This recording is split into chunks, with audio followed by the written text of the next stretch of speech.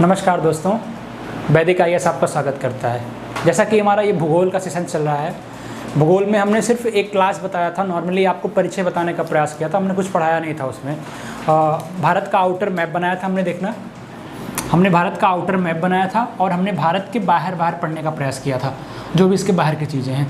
अब हम किसी कॉन्टिनेंट को पहले एक बेसिक आइडिया आपको बताएंगे कि हम किसी कॉन्टिनेंट को पढ़ेंगे कैसे। ठीक है, भारत ही नहीं, आगे हम आपको अमेरिका पढ़ाएंगे, अफ्रीका पढ़ाएंगे या फिर ऑस्ट्रेलिया पढ़ाएंगे। जो भी पढ़ाएंगे उसका एक रिदम होगा पढ़ने का। जैसे मान लो कि हम अब इंडिया की बात करेंगे ज्योग्राफी में, ठीक है, तो इंडिया हो गया या फिर अदर कॉन्टिनेंट हो गया, उसको पहले हम 4 से 5 पार्ट में डिवाइड कर लेंगे। ठीक है, 4 से 5 पार्ट में डिवाइड कर लेंगे। पहला पार्ट हमारा हो जाएगा इसका लैंडस्केप। ठीक है, लैंडस्केप में बेसिक चीज़ें आ जाएंगी, जैसे क्या कहते हैं, पासेस हो जाएंगे या फिर जो भी इंपॉर्टेंट रिवर्स होंगी वो भी हम आपको बता देंगे यहाँ पे, या फिर अदर चीज़ें। लेकिन अलग से हम आपको अपवाह तंत्र बताएंगे, अलग से आपको हम ड्रेनेज सिस्टम पढ़ाएंगे। ठीक है, अपवाह तंत्र हम आपको अलग से बताएंगे, तो उसमें भारत की सारी नदियाँ आ जाएंगी। ठीक है, उसके बाद फिर उसी कॉन्टिनेंट का क्लाइमेट बताएंगे आपको। ठीक है, कि उसकी जलवायु कैसी है। फिर उसी कॉन्टिनेंट के रिसोर्सेज बताएंगे, संसाधन, रिसोर्सेज बताएंगे। रिसोर्सेज में कई चीज़ें आ जाएंगी। एक वन संसाधन आ जाएगा, मतलब वेजिटेशन रिसोर्सेज आ जाएगा। दूसरा जंतु संसाधन हो जाएगा ना, जंतु में एनिमल रिसोर्सेज आ जाएगा। और तीसरा आ जाएगा खनिज, मिनरल रिसोर्सेज। ठीक है, तो ये हमारा पढ़ने का तरीका होगा किसी भी कॉन्टिनेंट का। और जो आज हम बात करने वाले हैं, आज वो इंडिया की लैंडस्केप की बात करेंगे, जहाँ से बेसिकली क्वेश्चन हर बार आता रहता है। तो आज इसको पढ़ने का प्रयास करेंगे। कोशिश हमारी ये है कि 7 से 8 क्लास में पूरे इंडिया को हम टच करा दें आपके सामने। पूरे इंडिया के जो क्वेश्चंस आते हैं, दर्रे से, पर्वत से, पठार से, ग्लेशियर से, जैसे ये पासेज हो गया, रिवर हो गया, ग्लेशियर हो गया, या फिर और भी जो चीज़ें आती जाएंगी, हम यहीं पे उसको निपटाते जाएंगे। ठीक है, तो आज हम बात करते हैं इंडिया के लैंडस्केप की। ठीक है, इसको हम मिटाते हैं, आप इसको नोट कर लीजिए अच्छे से, या फिर कर लियो तो आगे चलते हैं। देखिएगा, तो इंडिया हो गया, इंडिया का पहला।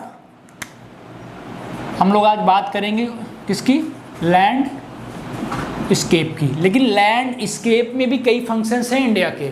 ठीक है, इसको भी पढ़ने के अपने तरीके हैं, इसका भी फिगर आप बना लीजिएगा। जैसे लैंडस्केप भारत का हो गया ना, लैंडस्केप। तो भारत के लैंडस्केप को हम पढ़ेंगे तो सबसे पहले ऊपर का पोर्शन पढ़ेंगे, जिसको बोलते हैं हिमालयन प्लेटो।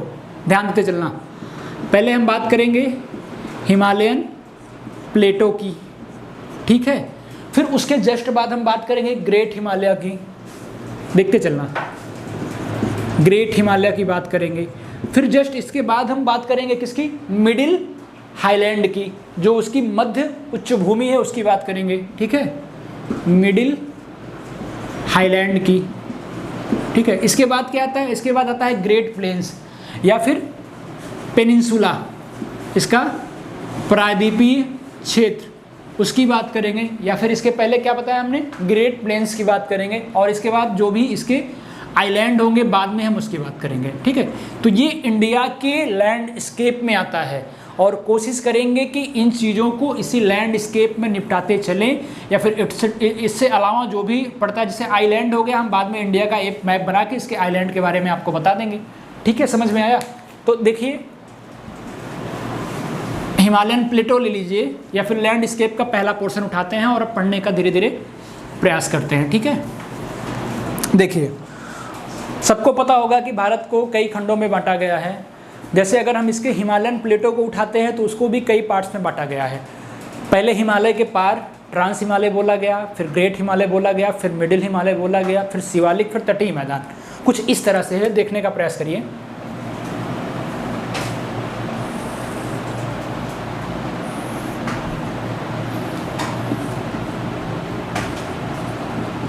ठीक है, ये हिमालयन की बात कर रहे हैं, ट्रांस हिमालयन है। ठीक है, फिर ग्रेट हिमालयन है। ठीक है, उसके बाद मिडिल है, मिडिल हिमालयन है, फिर क्या है, शिवालिक है। देखो क्वेश्चन कहाँ से बनता है, यहाँ से ही क्वेश्चन बनता है। और उसके बाद क्या है, उसके बाद भारत का तटीय मैदान है। ठीक है, प्लेन्स है। प्लेन्स हो गया। देखो अब क्वेश्चन बनता कहाँ से, क्वेश्चन यहीं से कुछ पूछ लेता है कि ट्रांस हिमालय को ग्रेट हिमालय से क्या अलग करता है, या फिर पूछ लिया ग्रेट हिमालय से मिडिल हिमालय को क्या अलग करता है, मिडिल हिमालय से शिवालिक को क्या अलग करता है, या फिर शिवालिक को तटीय मैदान से क्या अलग करता है। तो इसका एक नाम आता है ITSZ, ठीक है, इंडो सांगपो सेच्योर जोन, ठीक है, या इसी को बोलते हैं सिंधु या फिर सांगपो। ये नदियां हैं, ये भी ट्रांस हिमालय को ग्रेट हिमालय से क्या करती हैं, अलग करती हैं। दूसरा आता है ग्रेट हिमालय को मिडिल हिमालय से, तो इसका नाम याद करना MCT, ठीक है, MCT मेन सेंट्रल थ्रस्ट आता है, या फिर इसी को बोलते हैं क्या, कश्मीर घाटी, ठीक है। इसके बाद आता है मिडिल को शिवालिक से क्या अलग करता है, मिडिल को शिवालिक से MBF, ठीक है, मेन बाउंड्री फॉल्ट, ठीक है, MBF, या फिर इसका और नाम होता है दून घाटी भी मिडिल को शिवालिक से अलग करती है। कई चीज़ें आपको बताते चल रहे हैं, कभी कभी MBF टीचर लिखा के छोड़ देता है, MCT ITCZ, लेकिन कभी एग्जाम्स में ये ना पूछ के ये पूछ लेता है, तो आप इसको भी ध्यान देना, ठीक है। और ये हिमालयन फ्रंट फॉल्ट, ठीक है, फुल फॉर्म नहीं लिखा रहे हैं, बोलते चल रहे हैं, Indo Tsangpo suture zone, main central thrust, ठीक है, और मेन बाउंड्री फॉल्ट और हिमालयन फ्रंट फॉल्ट, ठीक है। ये हो गया क्वेश्चंस आपका जो बेसिक क्वेश्चंस बनता है यहाँ से। अब इस पोर्शन को हम बाहर निकालेंगे और इसको पढ़ने का प्रयास करेंगे कि इसमें कौन कौन सी घाटियाँ आती हैं, ठीक है, कौन कौन से इसमें हिमनद हैं, इन सारी चीज़ों, कौन सी नदियाँ बहती हैं, इनको पढ़ेंगे तो ये हमारा ट्रांस कंप्लीट हो जाएगा। तो देखिए आगे मिटा रहे हैं, सिर्फ ट्रांस को छोड़ते हैं।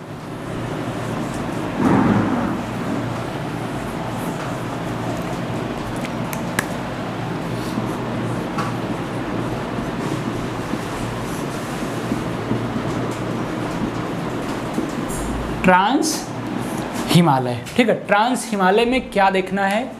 ट्रांस हिमालय में सर्वप्रथम देखो, अभी समझने वाली बातें हैं, जैसे अभी हम लोग कुछ लोग देख रहे हैं ध्यान से, तो उसको कुछ इस तरह भी बना सकते हो, ऐसा नहीं है, ऐसे फिर इससे ऊपर ग्रेट हिमालय, फिर इस तरह का कुछ, फिर यहाँ पे कर सकते हो क्या, ITCSZ, MBF, MCT, MBF, ठीक है। तो मैप में भी बनाया जा सकता है, अगर आप लोग मैप लेके क्लास में देखोगे तो मैप में भी इस तरह का बनाया जा सकता है, ठीक है। ये हो गया भारत का मैप, ठीक है, तो यहाँ पे ये पर्वत चोटियाँ हैं, ये हिमालय के पार हो गया, ये ट्रांस हिमालय हो गया, फिर क्या हो गया, ये ग्रेट हो गया, ये मिडिल हो गया, और ये शिवालिक हो गया, ठीक है। अब समझ में आया, ठीक है। और ये जो बीच में पोर्शन है, इसी को भी हम बता रहे थे, क्या बताए थे, ITSZ, MCT, MBF और HFF, समझ गए।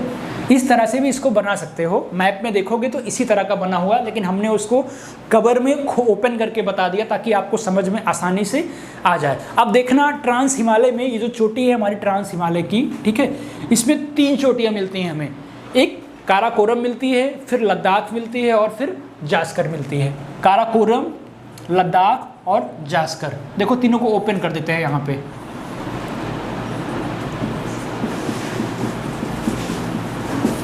काराकोरम,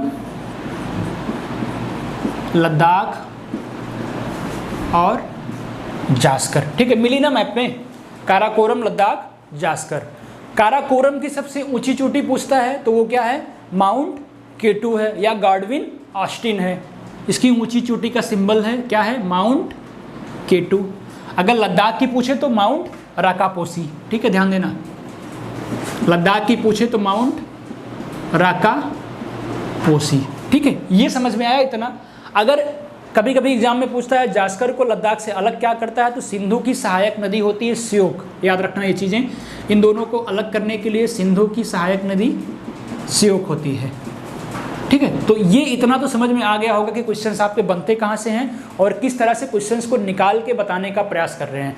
जो माउंट ये बताया माउंट राकापोसी, वो विश्व का सर्वाधिक तीव्र ढाल वाली चोटी है, याद रखना हमेशा, विश्व की सर्वाधिक तीव्र ढाल वाली चोटी है।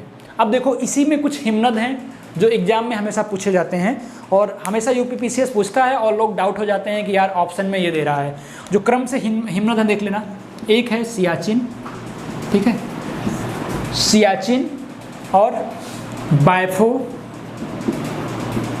ठीक है, नाम नोट कर, सियाचिन, बाइफो, बास्टारो और फ्लिस्पर, बास्टारो और फ्लिस्पर। अब देखना डाउट कहाँ होता है, इसका किलोमीटर याद कर लो। ये 72 किलोमीटर है और ये 63 किलोमीटर, ये 62 किलोमीटर और ये 61 किलोमीटर। अब एग्जाम में कभी नहीं भूलेगा, सियाचिन की लंबाई पता रहेगी तो आप आंख बंद करके इसके बारे में क्या बोलते हैं, ये विश्व की सबसे लंबी हिमनद है, विश्व की सबसे लंबी हिमनद घाटी है। ठीक है, घाटी क्या होती है, घाटी क्या होती है, घाटी होता है दो पहाड़ों के बीच का समतल मैदान। अभी हमने फिगर बनाया था इस तरह वाला, दो पहाड़ों के बीच का जो समतल मैदान होता है ये क्या होती है, घाटी।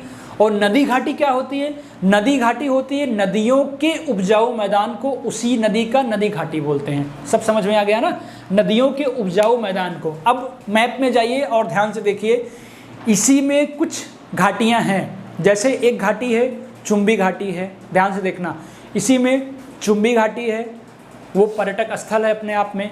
कांगड़ा घाटी है जहाँ पे पर्यटक स्थल धर्मशाला स्थित है ना इस हिमालय में। उसके बाद कुल्लू घाटी है जिसको देवताओं की घाटी बोलते हैं, मरखा घाटी है, जुकू घाटी है, शांत घाटी है। ये सारी घाटियाँ ट्रांस हिमालय में पड़ती हैं। और कुछ हिमनद भी इम्पॉर्टेंट हैं, वो भी याद रखना। ये भी जैसे ये पूछा गया वैसे हिमनद भी पूछ सकता है आपसे। हिमनद के क्रम क्या है, मिलाम है, गंगोत्री है, जेमू है। ट्रांस हिमालय में तीनों हिमनद भी हैं, मिलाम, गंगोत्री और जेमू। ये इतना इंपॉर्टेंट टॉपिक्स है लैंडस्केप कि यहाँ से यूपी पीसीएस में 3 से 4 क्वेश्चन आते ही आते हैं। दर्रे से पूछेगा, नदी घाटी से पूछेगा, हिमनद से पूछेगा, ट्रांस ग्रेड को डिवाइड करने के लिए पूछेगा, शिवालिक तटीय मैदान को डिवाइड करने के लिए पूछेगा। तो यहाँ से क्वेश्चंस बनते ही बनते हैं, इसलिए दिमाग में इसको बैठा लेना। और एक सबसे बड़ी बात, इसी में विश्व की सर्वोच्च चोटियाँ भी स्थित हैं। कौन कौन सी, माउंट एवरेस्ट, ठीक है, एवरेस्ट कितना 8,848 इसी में है, माउंट एवरेस्ट है 8,848। और क्या है, और कंचनजंगा है 8,558 किलोमीटर। और क्या है, नंगा पर्वत है, नंदा देवी है, याद रखना, कंचनजंगा है, नंगा पर्वत, ये क्रम है, नंगा पर्वत और नंदा देवी। इसका कितना है 8,558 किलोमीटर। तो इस तरह की चीज़ों को दिमाग में याद रखना और कभी कोई दिक्कत नहीं होगी। जैसे 2 नदियां भी निकलती हैं इसमें, एक चंद्र और भागा, ठीक है, 2 नदियां अलग अलग हैं दोनों, एक का नाम चंद्र है और एक का नाम भागा है, दोनों 12 लाचाला से निकलती हैं। चंद्रभागा नदी आपस में मिलके क्या कहलाती हैं, चंद्रभागा, ठीक है, चंद्र और भागा मिलके आपस में चंद्रभागा कहलाती हैं, जिसको हम जम्मू कश्मीर में किस नाम से जानते हैं, चेनाब के नाम से जानते हैं। ये भी याद रखना, जो यहाँ से नदियाँ निकलती हैं चंद्र और भागा आके मिली दोनों, देखो इस मैप इस उससे देखो 2 नदियाँ निकली चंद्र और भागा के नाम से, ठीक है, फिर इसको चंद्रभागा कहते हैं। J&K में इसी का नाम है चेनाब, ठीक है। ये ट्रांस हिमालय की बात हुई, ठीक है। यहीं पे लिपुलेख दर्रा भी है जहाँ से काली नदी निकलती है, और काली नदी को ही उत्तर प्रदेश में शारदा नदी बोलते हैं। ये भी याद रखना, किस नदी को क्वेश्चन आता है उत्तर प्रदेश में शारदा नदी बोलते हैं, तो काली नदी को उत्तर प्रदेश में शारदा नदी बोलते हैं, ठीक है। काली नदी को क्या बोलते हैं, शारदा नदी यूपी में, ठीक। देखो आगे देखो, चेंज कर दो,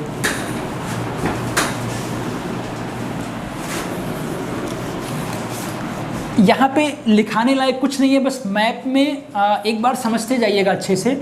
और आई होप, मुझे लग रहा है कि कोई दिक्कत आपको होने ही नहीं देंगे हम। जैसे कि हमने बताया कि लैंडस्केप में दर्रे भी आते हैं, तो 2 दर्रा भी इस चोटी में पड़ता है ट्रांस हिमालय में, ठीक है। 2 दर्रा पड़ता है, एक का नाम है नाथुला और दूसरे का नाम है जेलेपला, ठीक है, दोनों का नाम याद रख लो, नाथुला और क्या नाम है, जेलेपला। एक जो है गंगटोक को लासा से जोड़ता है और दूसरा थिम्पू को गंगटोक से।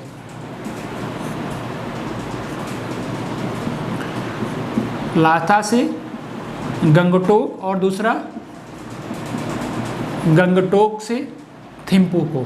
बहुत क्वेश्चन आता है, कौन सा दर्रा है जो गंगटोक को थिम्पू से जोड़ता है, कौन सा दर्रा है जो गंगटोक को लासा से जोड़ता है, तो हमेशा याद रखना, ठीक है। ये हो गया हमारा पूरा ट्रांस हिमालय के बारे में, जो नदियाँ थी, जो दर्रे थे, जो हिमनद थे, जो नदी घाटियाँ थी, हमने सब कुछ बता दिया, कुछ भी छूटा नहीं है। फिर इसके बावजूद भी हम आपको सारी नदियाँ अलग से बताएंगे, सारे दर्रे अलग से एक क्लास में बताने का प्रयास करेंगे, ठीक है। अब देखिए ग्रेट हिमालय क्या था, इधर ITSZ था और इधर क्या था, MCT था। उसके बाद क्या पड़ता है, ग्रेट हिमालय, ठीक है। देख लो यहाँ लिख दे रहे हैं,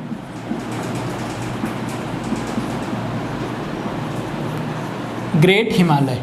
इसमें क्या है ग्रेट हिमालय में, ग्रेट हिमालय में सबसे महत्वपूर्ण चोटियाँ इसी हिमालय में हैं। सबसे पहले आप उसके क्रम्स को नोट कर लीजिए, ठीक है। आप पहले इस हिमालय की चोटियों के क्रम्स को नोट कर लीजिए। पूरा मैप बनाएंगे तो काफ़ी बड़ा आएगा, कुछ इस तरह की है, ध्यान देना। मैप में कुछ इस तरह का है, कहाँ से लेके, नंगा पर्वत से लेके नामचा बरवा तक, ठीक है। नामचा बरवा तक फैली है चोटियाँ। चोटियों का क्रम एग्जाम में बहुत पूछता है, ये चीज़ें दिमाग में बैठा लेना। जैसे पहली चोटी उंगली पे केदारनाथ, बद्रीनाथ, फिर नंदा देवी, देखते चलना। केदारनाथ, ठीक है, बद्रीनाथ और क्या है, नंदा देवी। उसके आगे बढ़ोगे तो क्या मिलेगा, धौलागिरी मिलेगा, अन्नपूर्णा मिलेगा, ठीक है। यहाँ पे धौलागिरी, यहाँ पे अन्नपूर्णा। जैसे उसके आगे बढ़ोगे मानसालू मिलेगा, गौरी शंकर मिलेगा, छो मिलेगा, ठीक है। नाम याद रखना, यहाँ पे हिंदी में लिख देते हैं मानसालू, ठीक है, गौरी शंकर। फिर आगे बढ़ोगे क्या मिलेगा, छो मिलेगा। अब उसके आगे जाओगे तो क्या मिलेगा, माउंट मकालू भी पड़ता है, ठीक है। तो ये क्रम है इसके, और इसी क्रम पे यहाँ के कुछ दर्रे पड़ते हैं, जिसको हम स्टेट वाइज ऐसे ही बता देते हैं आपको। जैसे कि ये हो गया, तो यहाँ पे जम्मू कश्मीर है, फिर उत्तराखंड है, ठीक है, उत्तराखंड है, देखो जम्मू कश्मीर, हिमाचल प्रदेश के, फिर उत्तराखंड के, फिर सिक्किम के, ठीक है। यहाँ पे इनके दर्रे हैं, जम्मू कश्मीर को, इस तरफ जम्मू कश्मीर तो क्या होगा, चाइना होगा, ठीक है। तो देखना जो यहाँ के दर्रे हैं इंपॉर्टेंट हैं, उसके नाम। पहला दर्रा ऊपर जम्मू कश्मीर में, ऊपर देखो मैप में दिख रहा होगा, बुर्जिला है और जोजिला है। क्या है, बुर्जिला दर्रा है और जोजिला है। आगे बढ़ोगे हिमाचल प्रदेश में तो क्या मिलेगा आपको, सिपकीला मिलेगा, ठीक है, बनिहाल मिलेगा। बनिहाल कहाँ पड़ता है, इसमें नहीं है ना, ठीक है। यहाँ पे देख लो सिपकीला पड़ेगा, ठीक है, सिपकीला पड़ेगा। अब उत्तराखंड में आप एंट्री करोगे तो उत्तराखंड में थागला, मानाला, लिपुलेख, नीति, 4 दर्रे हैं यहाँ पे, ठीक है। थागला, मानाला, लिपुलेख और क्या है, नीति। और सिक्किम में 2 दर्रे हैं, नाथुला और जेलेपला। नाथुला और जेलेपला, ये सिक्किम का हो गया।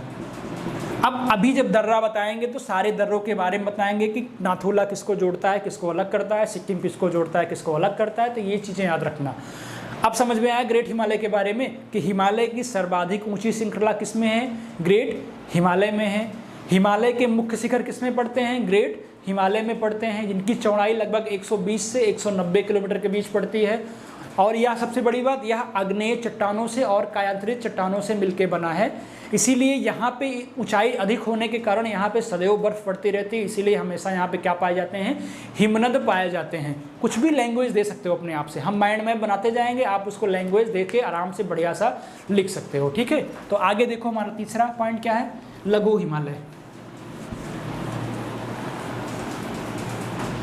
भूगोल आपने पढ़ा होगा बहुत सारे टीचरों से, लेकिन इस तरह का नहीं पढ़ा होगा कि एक कम समय के क्लास में कम से कम सैकड़ों प्रश्न और प्रश्न के उत्तर आपको एक जगह मिल जाए। तो हमारा बेसिक फंडा है कि कम समय में आप अपने घर पे माइंड मैप बना के कैसे अच्छा करें। कुछ वीडियोज हम बना रहे हैं, कुछ आप लोग दिमाग लगा के अपने आप से अपने घर पे अच्छा कर सकते हो। ठीक है, तो हमारा मोटिव सिर्फ है आपके दिमाग को खोलना कि आप इस तरह के नोट्स बना के घर पे पढ़ सकते हो किसी भी एग्ज़ाम के लिए। देखो लघु हिमालय, लघु हिमालय कहाँ से कहाँ तक फैला हुआ है। देखो इसके नाम अलग अलग हैं, पहले देख लो। जम्मू कश्मीर, आगे बढ़ो हिमाचल प्रदेश, आगे बढ़ो उत्तराखंड, फिर आगे बढ़ो नेपाल। हिमाचल प्रदेश, उत्तराखंड, नेपाल। जम्मू कश्मीर में इसको बोलते हैं पीर पांजाल, हिमाचल प्रदेश में धौलाधर। लिखते चलो, पीर पांजाल लघु हिमालय का हिस्सा है, पीर पांजाल। और क्या है, धौलाधर, नाग टिब्बा, महाभारत। ठीक है, यहाँ पे इसको बोलते हैं नाग टिब्बा, और नेपाल में क्या बोलते हैं इसको, महाभारत। ये बहुत इंपॉर्टेंट क्वेश्चंस है, आप चारों के चारों को याद रखना, ये मैच करने के लिए हमेशा आता रहता है। ठीक है, और इसी में दर्रा है दो। सबसे इंपॉर्टेंट क्वेश्चन यहाँ से बनता, अभी मुझे याद आ गया कि पीर पांजाल दो नदियों को अलग करता है, झेलम और ब्यास नदी। ये भी याद रखना, झेलम और ब्यास नदी, ये चीज़ कभी मत भूलना। अब एक दर्रा पड़ता है बनिहाल दर्रा, जो जम्मू कश्मीर को श्रीनगर से जोड़ता है, इसी में पड़ता है। ठीक है, बनिहाल दर्रा पड़ता है जम्मू कश्मीर को श्रीनगर से जोड़ता है। अब और इसी में मसूरी पड़ता है, नैनीताल पड़ता है, रानीखेत पड़ता है, दार्जिलिंग पड़ता है। किस में आता है, लघु हिमालय में आता है। इसी में घास के मैदान हैं, ये नोट कर लेना इंपॉर्टेंट है, इसलिए हम नोट करा दे रहे हैं। इसी में घास के मैदान हैं, जिसको कश्मीर में मर्ग कहते हैं। जो घास के मैदान हैं इसको कश्मीर में मर्ग बोलते हैं, जैसे गुलमर्ग और सोनमर्ग। ठीक है, और उत्तराखंड में क्या बोलते हैं इसको, बुग्याल और प्यार। समझ में आया, उत्तराखंड में क्या बोलते हैं, बुग्याल और प्यार। ये हो गया आपका लघु हिमालय। अब थोड़ा सा शिवालिक हिमालय के बारे में जान लीजिए। आपका ये जो है क्या कहते हैं, इसकी भू आकृति आधा अधूरा खत्म हो जाएगा, आधा से ज़्यादा। उसके बाद जो छिटके बिटके चीज़ें होंगी उसको हम बाद में भारत के अपवाह तंत्र के बाद जोड़ के पढ़ा देंगे। जैसे शिवालिक या वाय हिमालय की विशेषता क्या है, देख लेना, 2 मिनट में ऐसे बता दे रहे हैं। शिवालिक, शिवालिक या इसी को क्या बोलते हैं, वाय हिमालय। देखिए ये हिमालय का सबसे नवीन भाग है, याद रखना, हिमालय का नवीन भाग है। इसकी जो ऊंचाई है 900 से 1100 किलोमीटर तक है। ठीक है, इसकी ऊंचाई, नवीन भाग है, ऊंचाई 900 से 1100 किलोमीटर तक है। और इसकी चौड़ाई लिख सकते हो 10 से 50 है, चौड़ाई 10 से 50 है। वैसे जानने की ज़रूरत ये सब है नहीं, लेकिन बता दे रहे हैं कि पूछता है कि इसका निर्माण कैसे हुआ है। इसका निर्माण हिमालय द्वारा लाई गई नदियों के अवसाद से हुआ है, जो कहाँ से कहाँ तक है, जो फैला कहाँ से है, ये चीज़ ज़रूरी है। पंजाब से लेके अरुणाचल प्रदेश के कहाँ तक, कोसी नदी तक। पंजाब में कहाँ से, पंजाब में पोतवार बेसिन से, पंजाब के पोतवार बेसिन से लेके अरुणाचल प्रदेश के कोसी नदी तक फैला हुआ है। इसका निर्माण याद रखना मायोसीन काल में हुआ था, प्लीस्टोसीन काल में हुआ था। कुछ चोटियां हैं जिसका क्रम आता है जो क्या कहते हैं, शिवालिक के किनारे ही पड़ती है, और पूर्वी क्षेत्र में, जैसे भारत का यूं मैप बना हुआ है इस तरह का। ठीक है, इस तरह का। तो यहाँ जो पोर्शन आता है उनकी चोटियों के बारे में सरसरी निगाह में देख लेना। अभी आगे हम फिर पढ़ा देंगे। इस तरह से कुछ चोटियां हैं यहाँ की, तो इसको देख लेना। ठीक है, जैसे ऊपर क्रम से देख लेना, डफला, मिरी, अभोर, मिसमी। डफला, मिरी, अभोर और क्या है, मिसमी है। और यहाँ बीच में क्या है, बीच में मैप में देखोगे गारो, खासी, जयंतिया। देखना यहाँ पे गारो, यहाँ पे खासी और यहाँ पे जयंती। अभी हम मासिन राम, चेरापूंजी, यहाँ की जलवायु के बारे में, यहाँ के क्लाइमेट के बारे में सारी चीज़ें अलग से पढ़ाएंगे, ठीक है। और नीचे क्या है, नीचे मिजोरम है, मणिपुर है, नागटिब्बा है, ठीक है। यहाँ पे मिजोरम है, यहाँ पे मणिपुर है और यहाँ पे नागटिब्बा है और ऊपर भी है पटकई बम, ठीक है।